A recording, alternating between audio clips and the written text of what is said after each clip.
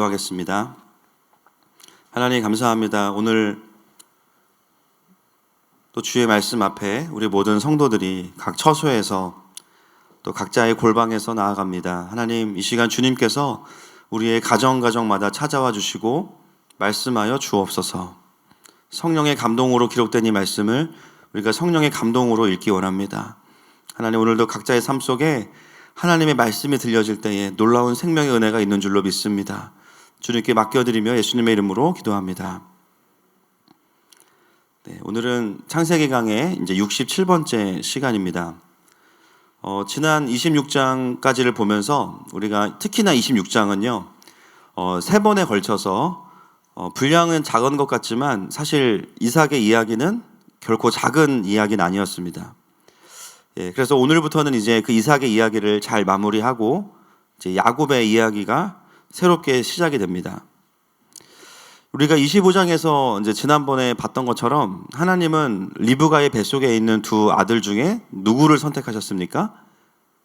야곱이죠. 네, 야곱을 선택하셨어요. 그리고 그 25장에서 우리가 확인한 것은 에서는 장자의 명분을 가볍게 여겼다. 그래서 팥죽 한 그릇에도 얼마든지 장자의 명분을 팔 수 있는 사람이었다라는 것을 함께 보았습니다. 이제 오늘 27장에서는요, 야곱의 장자의 축복을 받는 과정을 좀 자세히 이제 보여주고 있는데요. 우리가 창세기는 전반적으로 거의 다 선입견이 강합니다.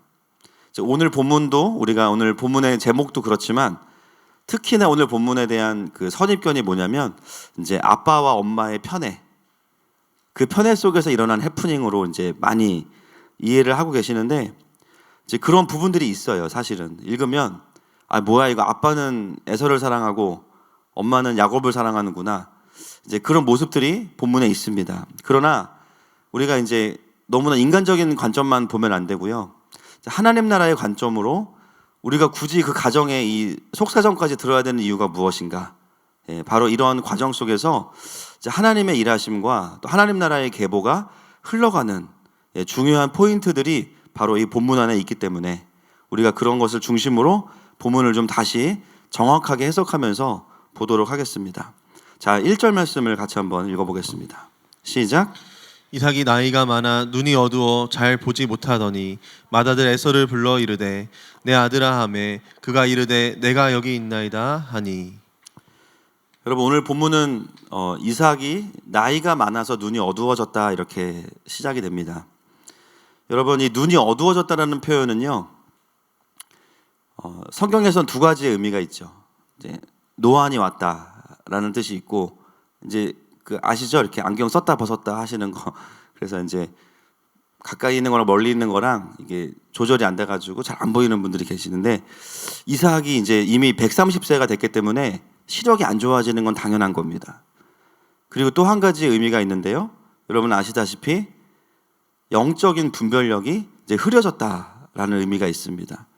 이런 표현이 대표적으로 사무엘상 3장에 나오는데요. 한번 확인해 볼까요? 1절과 2절 말씀 시작. 이 사무엘이 엘리야 앞에서 여호와를 섬길 때에는 여호와의 말씀이 희귀하여 이상이 흔히 보이지 않았더라. 엘리의 눈이 점점 어두워 가서 잘 보지 못하는 그때에 그가 자기 처소에 누웠고. 사무엘이 살던 시대는 하나님의 말씀이 희귀하고 이상이 보이지 않는 시기라고 이야기하면서요, 바로 이어서 어떤 말씀이 나오냐면 엘리의 눈이 어두웠다라고 이야기합니다. 여러분, 엘리는 제사장이죠. 그 당시에 하나님의 이상과 말씀을 풀어서 전해야 되는 사람이 누굴까요?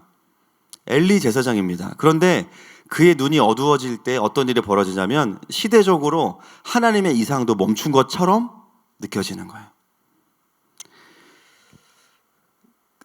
제사장의 눈이 어두워지기 때문에 사람들이 하나님의 말씀을 들을 수 없고 그것을 보고 전해야 되는 제사장이 눈이 어두워졌기 때문에 성전에서 기도하는 여인에게 뭐라고 이야기합니까? 네가 독한 술을 마셔서 그렇다. 이렇게 이야기하는 아주 큰 실수를 범하게 되죠. 그래서 사실 놀라운 것은 뭐냐면 3장 1절에서는 하나님의 이상이 희귀하였다라고 말하지만 3절만 넘어가면요, 바로 하나님이 누구에게 말씀하시냐면 성전에 누워있는 사무엘을 불러서 말씀하세요. 그 말은 뭐냐면 하나님은 내가 이 시대에는 말하지 말아야지, 그런 분이 아니시라는 거예요. 뭐가 문제입니까? 하나님의 음성을 듣고 영적인 분별력이 있는 사람들이 없을 때 그것들이 전달되지 않음으로 인해서 말씀에 기갈이 온다는 겁니다.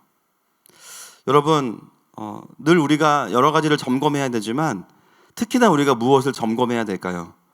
우리의 영적인 눈이 어떠한지를 점검할 수 있어야 됩니다.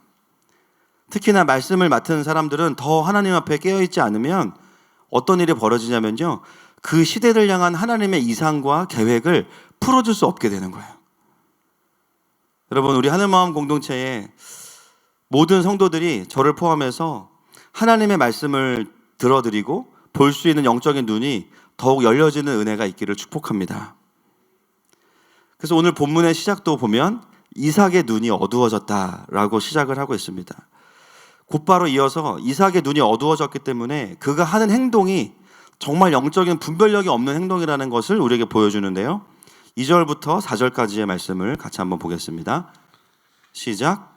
이삭이 이르되 내가 이제 늙어 어느 날 죽을지를 알지 못하니 그런즉 내 기구 곧 화살통과 활을 가지고 들에 가서 나를 위하여 사냥하여 내가 즐기는 별미를 만들어 내게로 가져와서 먹게 하여 내가 죽기 전에 내 마음껏 내게 축복하게 하라. 여러분, 이 이삭의 행동은요, 정확하게 무엇과 반대되는 행동입니까? 하나님의 선택과 반대되는 행동이에요. 이미 하나님은 야곱을 축복하겠다고 말씀하셨는데 작은 자, 큰 자가 작은 자를 섬길 것이다 라고 말씀하셨는데요, 그러면 그 말씀대로 순종한다면 오늘 이삭은 누구에게 축복해야 될까요? 야곱에게 축복해야 됩니다. 근데 지금 이삭이 어떻게 하고 있어요? 에서에게 축복합니다.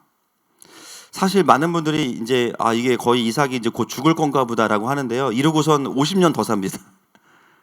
그러니까 지금 이삭이 굉장히 다급하고 조급해요. 영적인 분별력이 없으니까 언제 내가 마지막으로 이 장자의 축복을 해야 되는지도 사실은 감을 잡지 못하고 있는 상황이 이삭의 상황이에요. 그래서 우리가 이런 모습을 보면서 이삭이 에서를 편애하는구나 라는 것을 알 수 있는 것이죠. 오늘 우리는 이삭의 편애와 이제 리브가의 편애를 좀 보려고 하는데요, 특별히 이삭은 왜 에서를 이렇게 축복하려고 하는가? 오늘 이제 함께 보시면 아시겠지만 단순히 첫째이기 때문에 축복하는 게 아닙니다. 굉장히 중요한 이 에서에 대해서 이삭이 가지고 있는 인간적인 마음의 포인트가 있어요. 여러분, 제가 25장을 설교하면서 그 나중에 에서와 야곱을 이해하는데 아주 중요한 단서가 되는 구절이 있다라고 말씀을 드렸는데요, 내용은 기억 못 하셔도 괜찮아요. 그런 적 있죠, 제가. 있어요. 그런 적이. 그게 있어요. 내용은 제가 바라지 않습니다. 25장 28절 말씀 한번 보시죠. 그때 제가 이건 설교하지 않고 오늘을 위해서 제가 남겨둔 건데요, 같이 한번 읽겠습니다. 시작. 이삭은 에서가 사냥한 고기를 좋아하므로 그를 사랑하고 리브가는 야곱을 사랑하였더라. 자, 이삭이 에서를 사랑했던 이유, 에서가 사냥한 고기를 좋아했기 때문입니다. 우리들은 이제 그냥 고기면 됩니다. 할렐루야, 그죠? 우리는 이게 누가 잡은 거냐 별로 안 중요해요. 여러분, 정육점 가서 고기 살 때 그 사장님한테 이거 누가 잡았는지 물어보시는 분 계세요?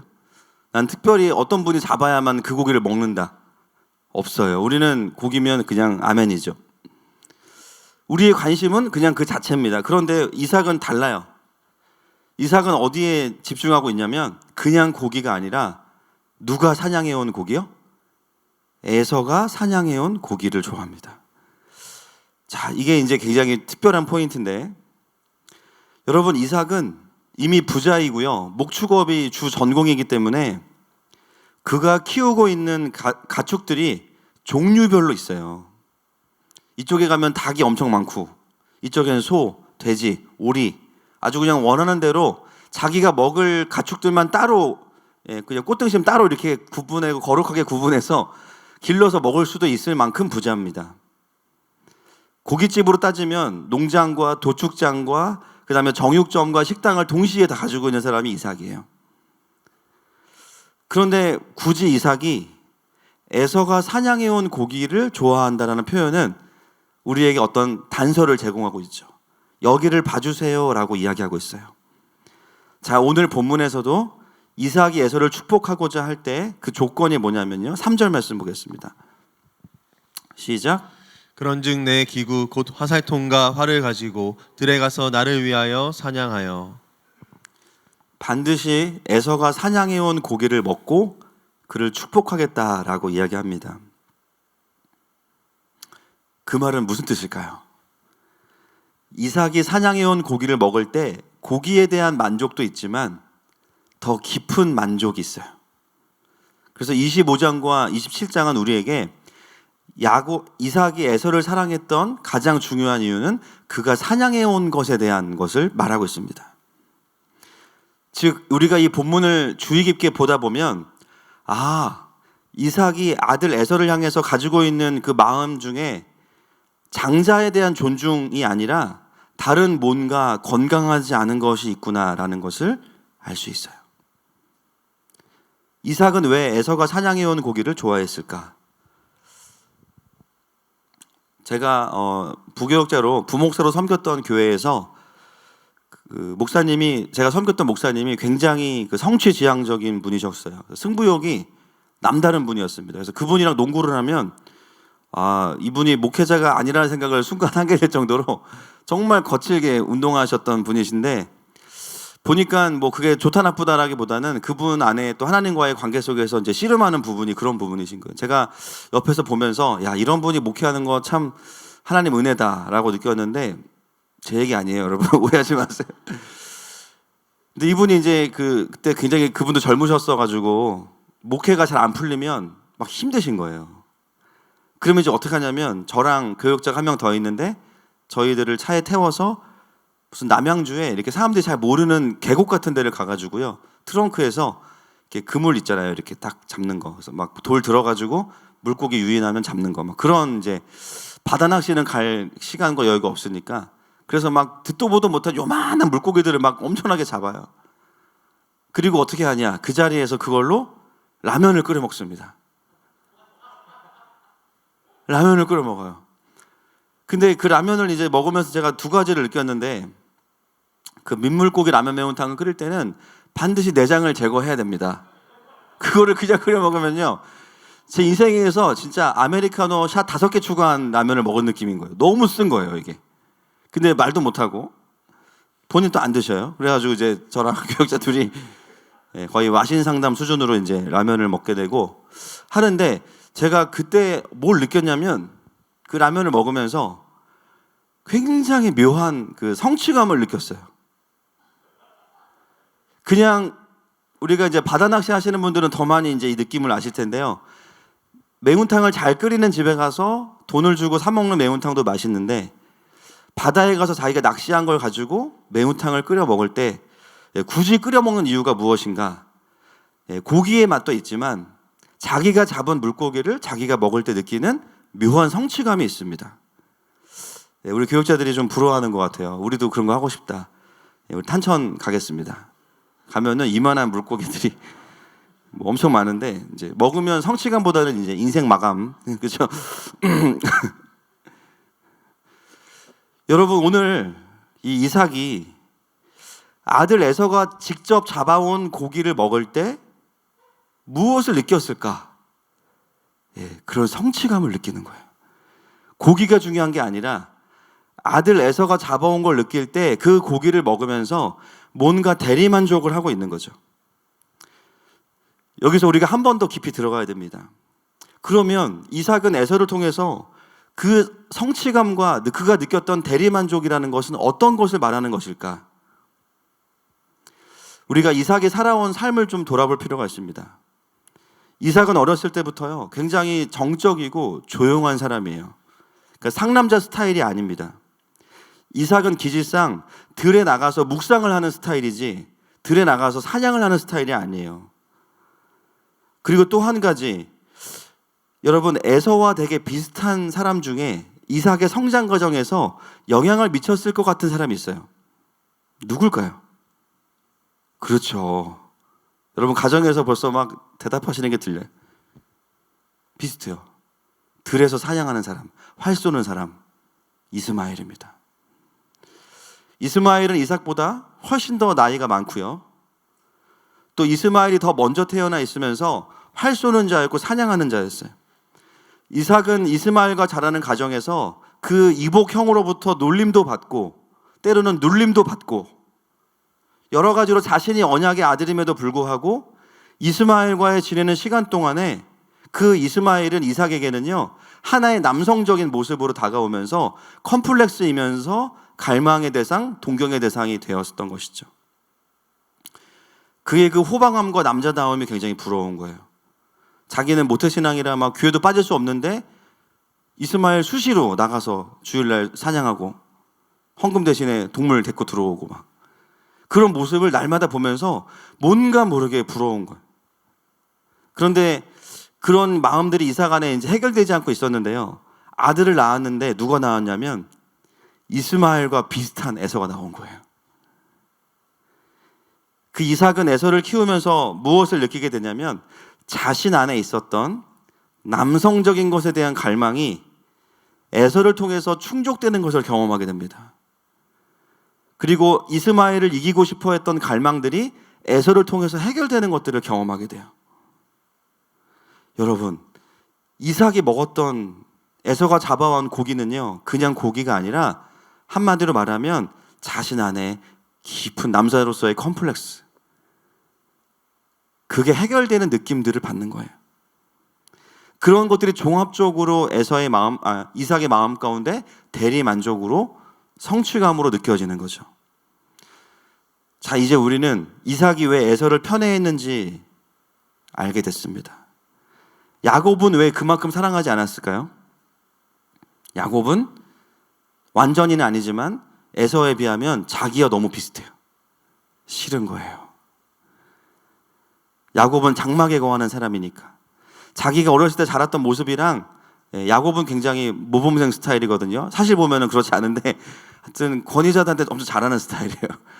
그러니까 이삭이 봤을 때는요 너무 착하고 좋은 아들이지만 어떻게 보면 자기와 너무 비슷하니까 그래서 좋은 게 아니라 그래서 싫어. 평상시에도 이런 경향이 이런 편애하려고 하는 마음들이 이삭에게 많이 있었고요. 자연스럽게 첫째 아들에게 마음을 쏟게 되었습니다. 그랬던 이삭이 나이가 들고 영적인 눈이 어두워지니까 어떻게 됩니까?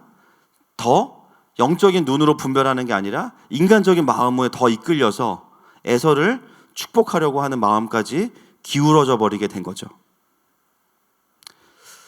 여러분, 오늘 이삭이 에서를 축복하는 이 장면은 단순한 편애만이 아니에요. 하나님 나라의 관점에서 분별해 보면 하나님의 선택하신 그 하나님의 뜻을 반하는, 불순종하는 모습이 이삭의 편애하는 모습입니다. 오늘 본문은요, 사실은 아브라함의 가문의 위기를 가져오는 시작을 하고 있는 것이죠.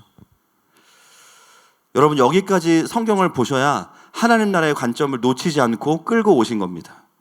우리가 성경을 보면서요, 그냥 하나하나의 에피소드로 보면 안 돼요. 이게 시트콤이 아니에요. 재밌긴 하지만.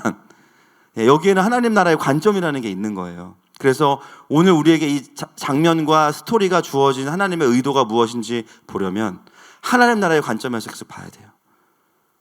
그러므로 오늘 이삭이 에서를 축복하는 장면은 하나님에 대한 불순종이고요. 그 이유는 이삭의 영적인 눈이 어두워진 것이고 또 에서에 대해서 편애하는 마음이 있었기 때문입니다. 본문을 이어가기 전에 오늘 여기까지 하고선 좀 몇 가지 적용을 하고 넘어가면 좋겠어요. 여러분, 영적인 눈이 어두워지면요, 그냥 깜깜해지는 게 아니라 다른 눈이 밝아져요. 육적인 눈이 밝아집니다. 그래서요, 영적인 눈이 어두워지고 육적인 눈이 밝아진 상태에서 내가 하는 모든 결정들은 다는 아닐 수도 있지만 대부분이 하나님 나라의 관점과는, 하나님이 원하시는 선택과는 반대의 선택을 하게 됩니다. 그래서 우리가 항상 제가 말씀드리는 게, 중요한 결정들은 언제로 미뤄라? 주일 예배 이후로 미뤄라. 또는 금철 이후로 미뤄라. 사소한 결정들도 할 수만 있다면 내가 하나님 앞에 깊이 나아가서 그분의 안에 지성소에 들어가서 하나님과 깊이 만나는 그 순간에 또는 그 직후에 정말 중요한 결정은 그때 하셔라. 이렇게 늘 권면을 드립니다. 왜냐하면 그때가 우리가 가장 영적인 눈이 밝아져 있고 영적으로 맑을 때이기 때문이에요. 그리고 가장 중요한 것은 내가 하는 선택들과 결정들이 하나님의 말씀의 원리에 어긋나지 않는가를 살피셔야 된다는 겁니다. 우리가 그렇게 하지 않으면요, 오늘 이삭의 모습과 같이 인간적인 마음에서 하나님께서 주신 영적인 그 장자의 축복권을 전혀 영적인 자질이 없는 에서에게 주려고 하는 과오를 범하게 되는 거죠. 여러분, 이제 2021년을 준비하면서 우리가 여러 가지 결정해야 될 것들이 많이 있으시죠? 내가 이 남편이랑 내년에도 살아야 될까? 내가 이 자녀를 언제까지 키워야 될까? 내가 계속 이 집에 살아야 될까? 이사를 가야 되나 말아야 되나? 여러분, 결정하기 전에 영적인 눈이 잘 뜨여 있는지를 점검하십시오.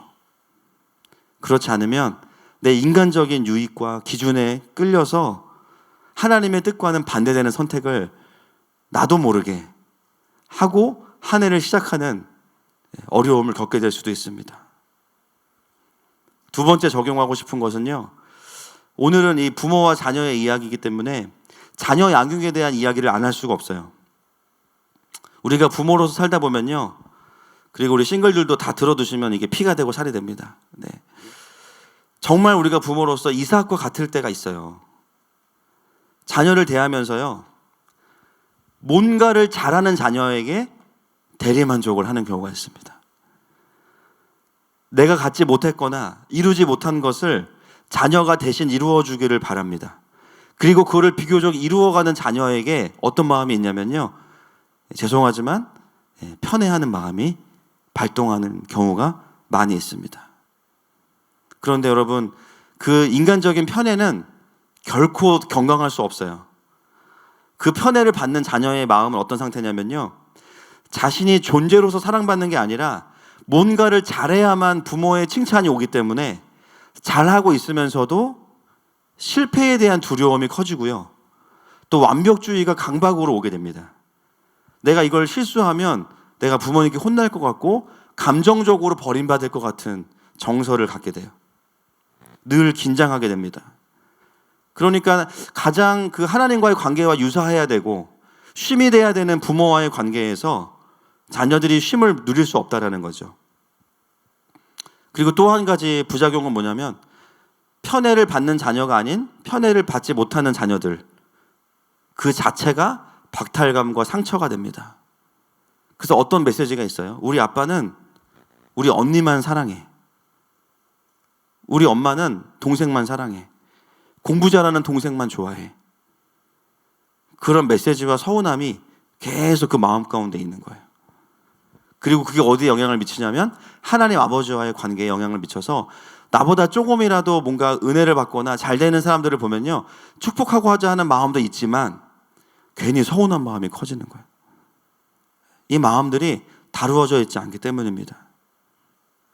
그리고 우리가 이런 편애와 자녀들을 통한 대리만족에 붙잡히면요, 가장 중요한 실수를 하게 되는데요, 오늘 본문도 그렇지만 인간적인 편애는 자녀들을 향한 하나님의 계획을 왜곡시킵니다. 이게 진짜 무서운 거예요. 하나님이 에서를 향해서 어떤 계획을 가지고 계시는지, 야곱을 향해서 어떤 계획을 가지고 계시는지를 알고 거기에 발맞추어 가야 되는데요, 그것과 상관없이 자기의 마음을 따라 사랑을 주고 주지 않고 하기 때문에 자녀들을 향한 하나님의 계획과는 다른 방향으로 자녀들을 양육하게 되는 것이죠. 만약에 오늘 이삭이 그대로 진행을 했다면 어떤 일이 벌어졌겠습니까? 에서가 선택을 받아내고 야곱이 버림을 받는 일이 벌어질 뻔했죠.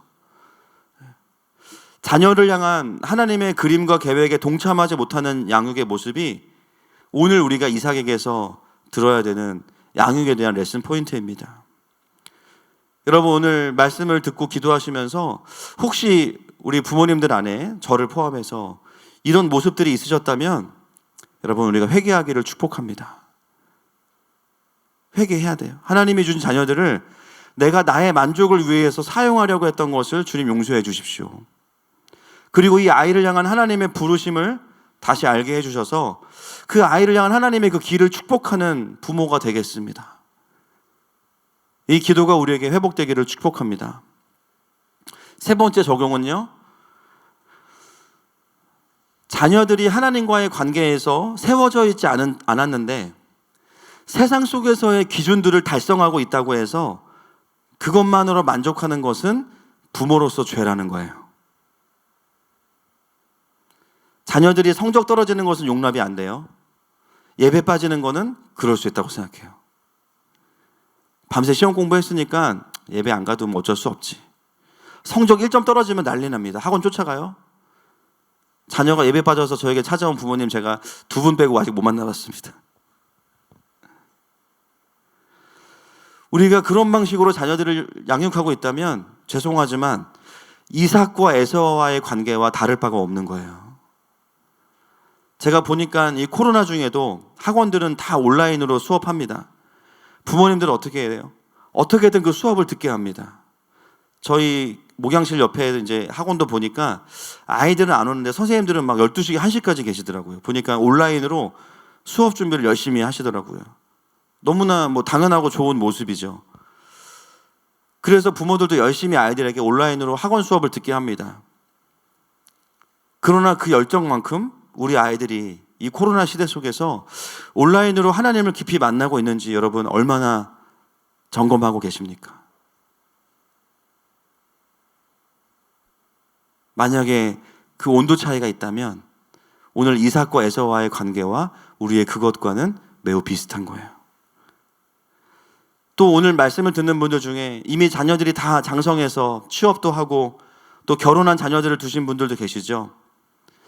그 자녀들의 삶을 보면서 참 사회 속에서 부족함 없이 살아가는 것 너무나 감사한 일입니다.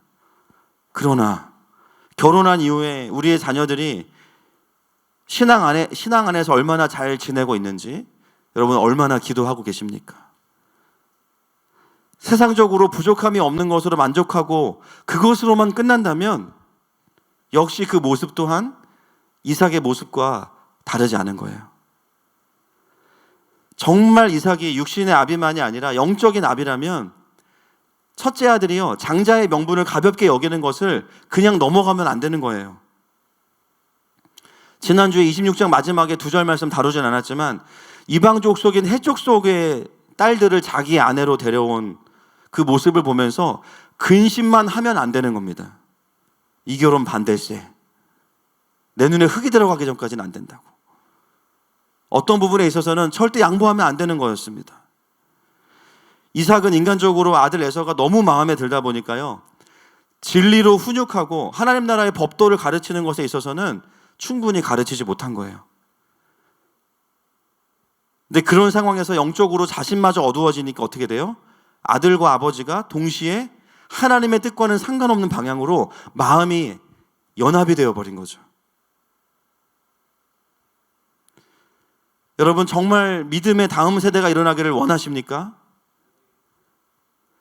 그렇다면 아이들이 공부를 잘하는 것 너무나 감사한 일이지만 그것으로만 만족하시면 안 됩니다. 아이들이 하나님 앞에서 어떤 태도를 가지고 있는지를 더 깊이 보셔야 돼요. 거기에 집중하셔야 됩니다.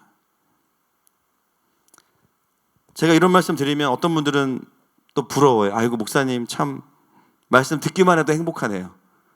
우리 애들은 공부도 안 되고 신앙도 안 되는데 저는 그런 시험이라도 좀 들어봤으면 좋겠어요. 이런 분들 계시죠? 제가 보니까 지금 시간이 없어요. 시계도 없고 시간도 없는데 그런 분들은 제가 따로 나중에 제가 온라인으로 제가 위로를 드리겠습니다. 예, 오늘 설교할 게 많아서 일단 넘어갈게요. 그 부분은. 자, 이삭이 에서를 축복하려는 모습은 분명한 하나님에 대한 불순종이고요, 도전이에요. 그리고 영적인 위기입니다. 여러분 오늘 본문에서 이 돌이킬 수 없는 이 흐름을 완전히 뒤집어 놓는 사람이 누굽니까? 야곱이 아니라 리브가입니다. 야곱이 아니에요. 리브가가 주도해서 이것을 다시 뒤집어 놓고 있어요. 그래서 우리가 리브가의 편애를 이삭과 다른 관점에서 깊이 이해할 필요가 있습니다. 5절 말씀 같이 보겠습니다. 시작. 이삭이 그의 아들 에서에게 말할 때 리브가가 들었더니 에서가 사냥하여 오려고 들로 나가매. 자, 그 이야기를 누가 듣냐면 리브가가 듣는데요. 여기서 듣다라는 동사가 우리가 잘 아는 동사입니다. 쉐마입니다. 이스라엘아 들으라. 쉐마. 우리가 자주 이야기하는 그 쉐마인데요. 이 쉐마라는 뜻은 그냥 들리니까 듣는 게 아니고요. 집중해서 듣다라는 뜻이 있어요. 순종하기 위해서, 행동하기 위해서 듣다. 그리고 그 동사의 시제를 보니까 능동태 분사형을 쓰고 있습니다. 그게 무슨 뜻이냐면 언제부터인지는 모르지만 계속해서 주의 깊게 들어왔다. 근데 그게 어느 시점에 끝난 게 아니라 계속해서 듣고 있는 진행을 말하고 있는 거예요. 리브가는 평상시부터 꾸준히 두 사람의 대화를 주목하고 경청하고 있었어요. 그러면 리브가는 결국은 이런 날이 올 줄 알고 있었던 거죠. 여러분, 성경을 대충 읽는 우리도 이삭이 에서를 편애하는 걸 알고 있고 이런 일이 벌어질 걸 예상했는데 같이 사는 리브가는 그게 왜 더 잘 안 보이겠어요? 다 보이죠. 야, 이거 이렇게 가다가는 큰일 나겠다. 야곱을 더 사랑했기 때문이라기보다는요, 사실은 하나님의 뜻과 선택을 리브가는 정확히 이해하고 있었기 때문이에요. 평상시에 이삭이 에서를 인간적인 이유로 편애하는 것을 알고 있었죠. 근데 그 모습이 단순히 아빠가 아들을 사랑하는 그런 개념이 아니라, 그래서 질투가 나서 나는 야곱을 사랑해야지 이런 개념이 아니라 하나님의 기준과 어긋나요. 그리고 이삭의 사랑은 건강하지 않은 아비의 편애입니다.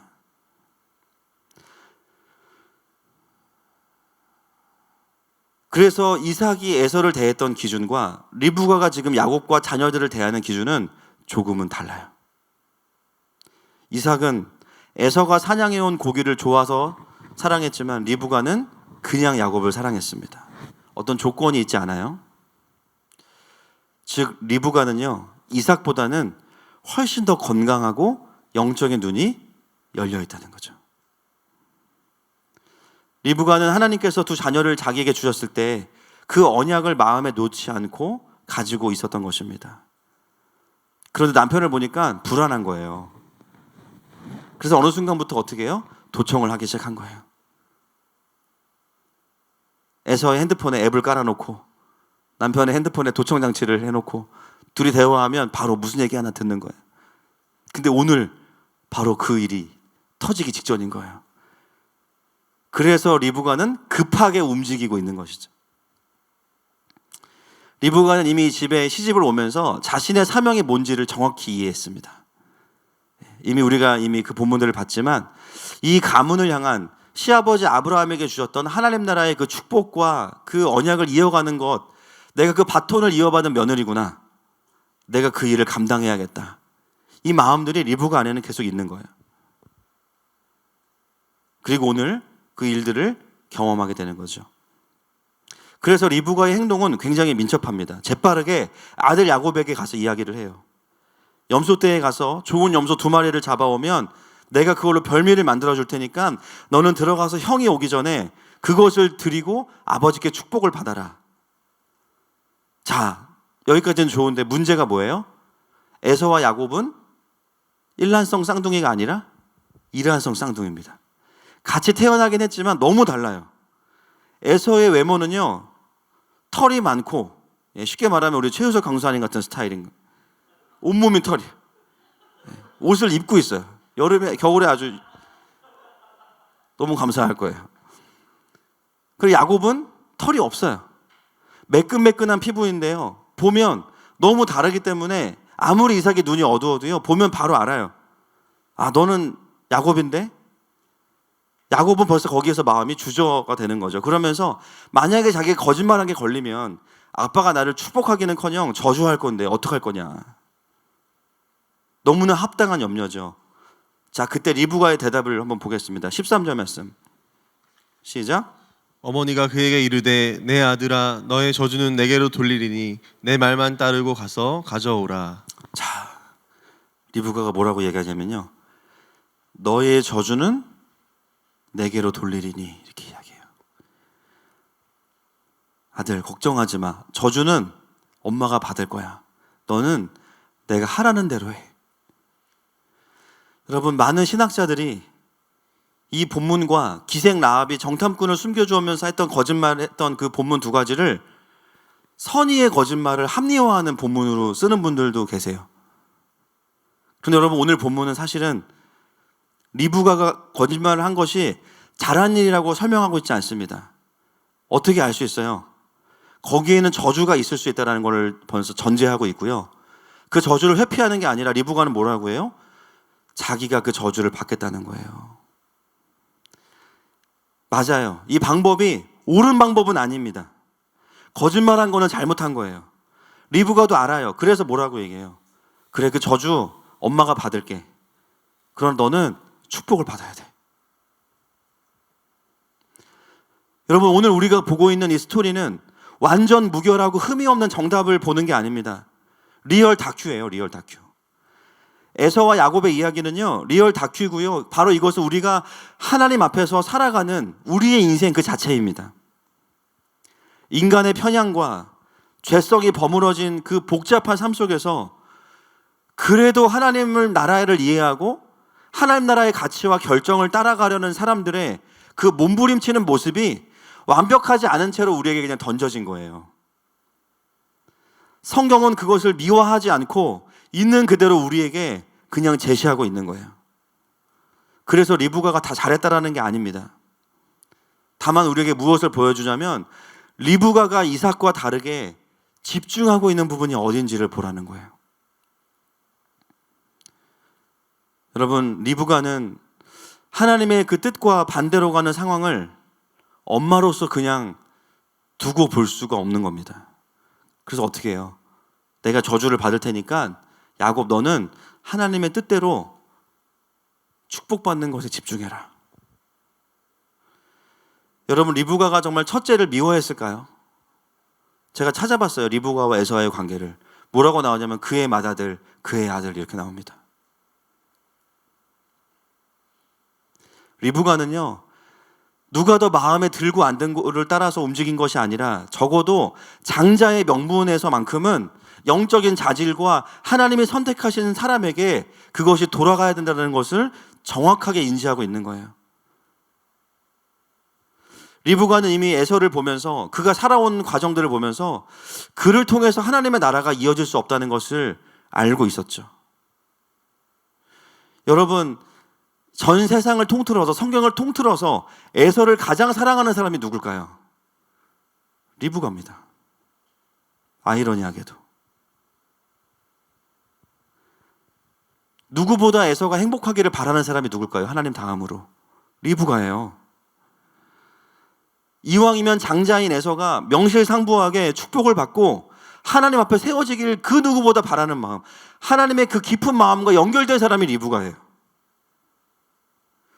우리가 어디까지 봐야 되냐면 그럼에도 불구하고 그럴 수 없는 에서의 모습, 그 에서를 바라보면서 슬픔을 뒤로하고 모질게 마음을 먹은 그 어미의 마음을 우리가 읽어낼 수 있어야 됩니다.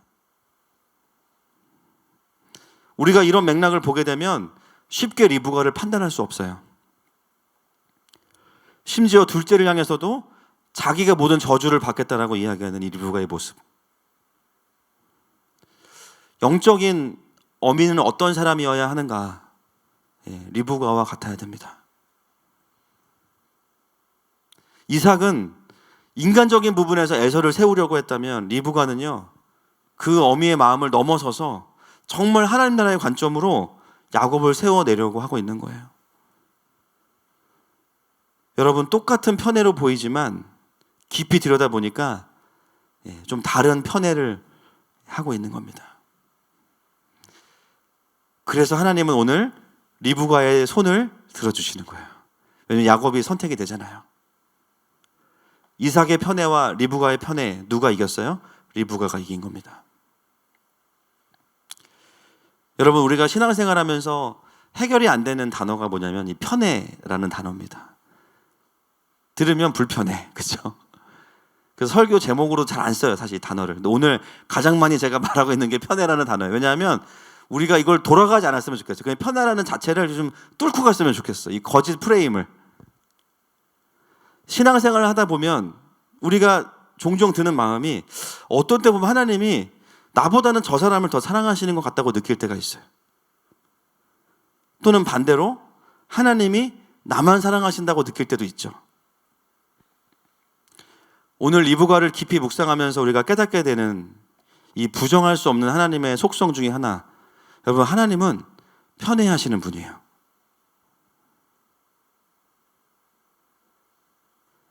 제가 사역을 하면서도 여러분도 느끼시겠지만 둘러보면 실제로 그게 맞아요.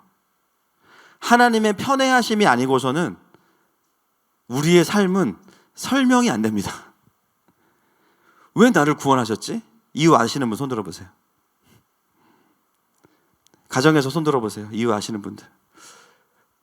왜 나한테 이렇게 은혜를 주시지? 내가 뭔데? 내가 누구라고? 도저히 이해가 안 돼. 이유가 없죠. 저희 교회 한 성도분이 이제 그런 얘기를 하시더라고. 대화하는데 본인도 예수님을 믿은 지 얼마 안 됐는데 신앙생활을 이제 하면서 느끼는 게 뭐냐면 가까운 분들 중에 예수님을 믿고 신앙생활 하시는 분들 중에서 여러 가지 그 신앙의 갈등과 또 어려움들을 넘어내지 못하고 힘들어하는 분들도 많이 보게 된대요. 또 예수님을 전하지만 예수님을 믿는 게 쉽지 않은 많은 사람들을 보면서 본인이 뭘 깨닫냐면 내가 잘했다 이게 아니라 나는 어떻게 이렇게 은혜의 깊은 곳에 들어와 있지? 나는 언제부터 벌써 내가 예수님 만난 지가 얼마 안 됐는데 예배가 아니면 살 수가 없고 하나님의 은혜가 아니고서는 내 삶을 설명할 수가 없고 하나님을 만나지 못했고 복음을 몰랐다면 도저히 알 수 없는 것들을 내가 어떻게 알게 됐지? 아무리 생각해봐도 내가 잘한 게 없는데 그게 뭐예요? 하나님의 편애입니다. 여러분, 우리는 다 하나님의 편애를 받은 사람들이에요. 하나님께서 편애하시지 않았으면 우리는 이미 세상 속에서 버림받고 살아가는 자들이 되었을 겁니다. 예수님께서 우리를 선택하시고 편애하셨기 때문에 우리가 이렇게 구원받고 축복된 인생을 살 수 있는 거예요. 이제 우리가 돌아오는 주가 성탄주일이죠. 성탄절이 앞에 있는데요. 예수님께서 이 땅에 오셔서 십자가를 지신 이유가 무엇 때문이십니까? 리브가예요. 너의 모든 저주는 다 나에게 돌리겠다. 너는 하나님의 선택과 은혜만 받아. 다시 회복해서 나의 나라를 위해 살아가는 야곱이 되어줘. 그 모든 저주는 너의 잘못이지만 내가 담당할게. 예수님이 이 땅에 오신 이유가 무엇 때문이에요? 모든 저주를 다 그분께로 돌린 겁니다. 여러분, 편애라는 말을 스티커를 다시 딱 띄워보면 그 뒤에 뭐라고 써있냐면 따라합시다. 은혜라고 써있습니다. 한량없는 은혜, 갚을 길 없는 은혜, 설명할 수 없는 은혜, 우리가 반박할 수 없는 은혜. 그것이 바로 하나님의 편애의 깊은 뜻이에요. 여러분들이 하나님의 편애를 받고 있다는 걸 우리가 정말 여러 가지로 증명할 수 있는데요. 놀라운 것은 뭐냐면 사람의 편애는요, 누군가가 그 사랑을 받으면 누군가는 제외가 되잖아요. 근데 하나님의 편애는 이상해요. 하나님이 모두를 편애하세요. 이게 참 우리에게 기적이죠. 은혜를 받으면 어떤 말들이 나오기 시작하냐면 하나님 나만 사랑하시는 것 같다는 거예요. 교회도 다 내 중심이야. 그죠? 이 교회는 나 때문에 세워진 거야. 여러분 그렇게 생각하셔야 돼요. 하나님이 나를 은혜 주시려고 하늘마음교회를 몇 년 전에 벌써 세우셔가지고 나를 살리신 거예요. 할렐루야. 여러분 그렇게 느끼는 게 맞아요. 우리가 순간순간 살아가면서 뭘 깨닫냐면 야 이거 뭐야, 하나님 나만 사랑하시네. 이거 어따 말도 못하고 미치겠다 이거. 와 완전 땡스지. 너무 감사하지. 나만 너무 특별해. 근데 주위를 둘러보니까요 그게 충돌하지가 않아요. 모든 사람이 다 그렇게 느끼고 있어요. 정신승리가 아니에요. 실제로 그렇게 느껴요. 아니 어떻게 그게 가능하죠? 하나님이시니까요. 디모데전서 2장 4절 말씀 같이 보겠습니다. 시작. 하나님은 모든 사람이 구원을 받으며 진리를 아는 데에 이르기를 원하시느니라. 아멘. 이게 하나님의 깊은 마음이시죠. 그래서 인간의 편애와 하나님의 편애는요, 급이 달라요. 모든 사람을 편애하시면서도, 모든 사람을 특별히 여기시면서도 보편적이에요. 근데 그게 충돌하지 않는 거예요. 하나님은 그게 가능하십니다. 우리가 하나님을 육신의 부모님 정도로 생각하니까 하나님의 편애에 대해서 굉장히 오해하고요, 열받아 하죠. 여러분, 그렇지 않습니다. 제대로 은혜 받고 하나님을 만나는 사람들은 다 뭐라고 이야기해요?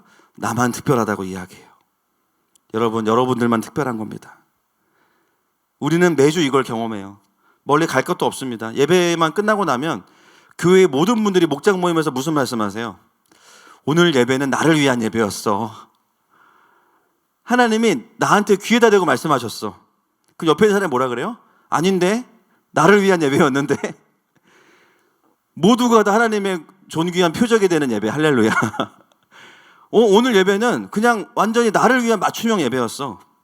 여러분, 제가 한 분 한 분의 삶을 막 다 조사해가지고 분석해가지고 막 설교를 준비하나요? 안 그래요. 저는 본문에 집중해요.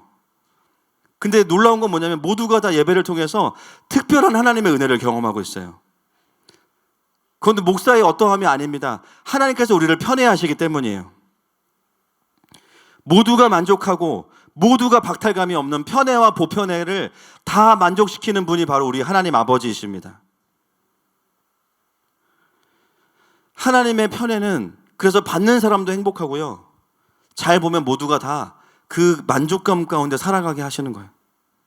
물론 그것을 발견하는 시간이 좀 늦어질 수가 있기 때문에 오해를 하는 동안에는 하나님의 편애를 우리가 오해할 수 있지만, 그러나 정확히 하나님을 알게 되면 이게 가능하구나라는 것을 깨닫게 됩니다. 저는 하늘마음교회뿐만이 아니라 이 땅의 모든 사람들이 그 십자가의 사랑이 얼마나 큰 편애인지를 더 누리게 되기를 선포하고 축복합니다. 오늘 말씀을 좀 정리하려고 합니다. 찬양팀 나와주시고요. 오늘 본문을 제가 원래 제목을 이삭의 편애와 리브가의 편애로 잡았다가 다시 바꿨어요. 사람의 편애와 하나님의 편애.